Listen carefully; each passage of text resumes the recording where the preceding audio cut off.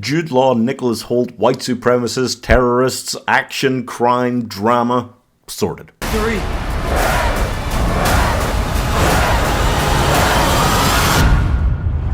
If you wanted to take over America with a bunch of silly redneck hillbillies, wouldn't you begin by just robbing banks?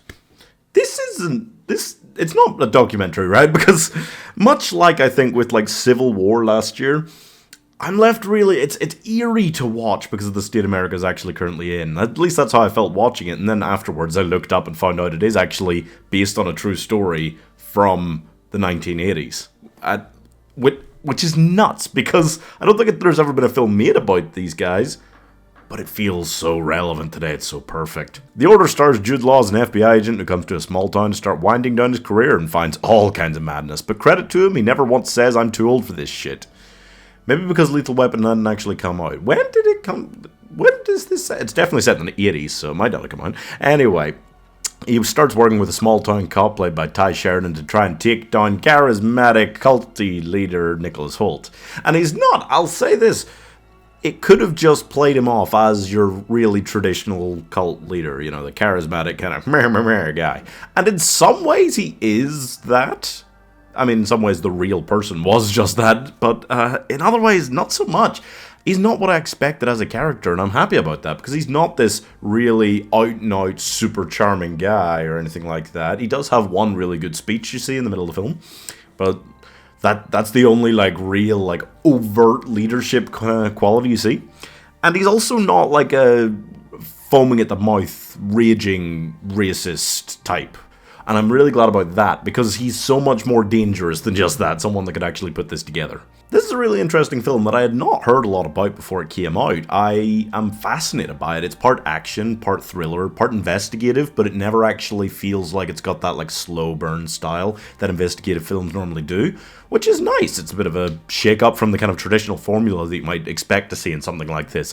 I don't feel like we dig massively into Jude Law's character, but you kind of get the idea he's a bit of a workaholic, he's trying to slow down, he's not very good at it. Once he gets his kind of nose into this case, he is just like the human equivalent of a bloodhound. He goes feral, and it's interesting to see. And the case itself is about this splinter group from a white supremacist church that have tried to kind of start robbing banks to start raising funds for an army, and they're led by Nicholas Hoult, and they basically just want to take down the federal government.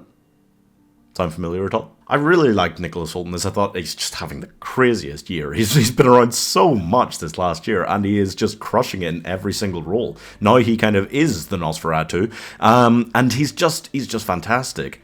Jude Law is really great. He, I mean, honestly just gets better with age. You know, he used to do much less serious roles. This one he is great in, and he should do more things like this. Ty Sheridan's really good as the kind of small-town cop who has a moral compass, it feels like, because the film doesn't try to, you know, make Jude Law's character seem like a really good person, just better in comparison to the white supremacists, which is easily done. But it is fascinating that it's not trying to make anyone look particularly good by the end of the film. It's just showing the flaws in America and its system, and it is incredible to me how little any of the good guys actually hit with their shots. They were awful at shooting. I know the terrorists in this are literally constantly training and trying to build up an army with weapons, but these guys are cops and FBI agents, and like there is literally a scene where the two main guys are chasing Nicholas Hoult. He's right there. It's a straight line, and they both get several shots off, and you got nowhere near him. It's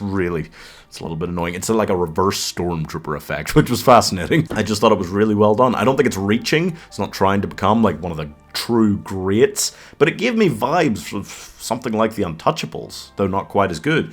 It's really, for something I'd not heard anything about and had very little expectations for, it surprised me quite heavily, and it's a really good film. It feels like something that would pop up on Netflix and you'd go, oh, okay, and then you'd watch it and be like, holy shit, a little bit, because it is just kind of nuts. So I'm giving January 6th, The Beginning, 4 stars. You know what happens quite often, that films showing the worst parts of America, it's not actually really made by Americans that much, yeah. Australian director, 2 of the leads are English actors in this one, like, America's just not that self-aware, that's all I'm saying. Subscribe for more hard truths.